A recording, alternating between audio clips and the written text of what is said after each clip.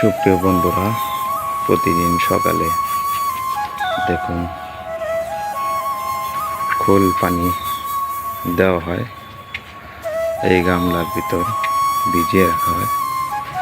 এই গামলা দিয়ে প্রতিদিন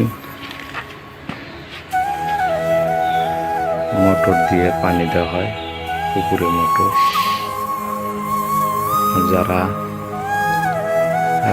চাকরির পাশাপাশি অল্প স্বল্প আকারে এরকম মাছ পালন করতে চান, তাহলে এরকম সিমেন্টের ট্যাঙ্ক তৈরি করে আপনারা অল্প স্বল্প আকারে মাছ পালন করতে পারবেন।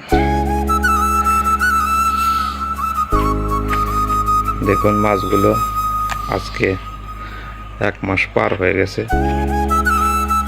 এর জন্য আমি পানিটা চেঞ্জ করে দেব।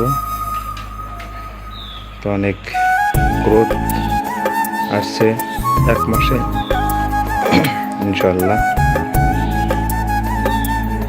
ভালো গ্রোথ আছে। আমি পানিটা চেঞ্জ করে দেব।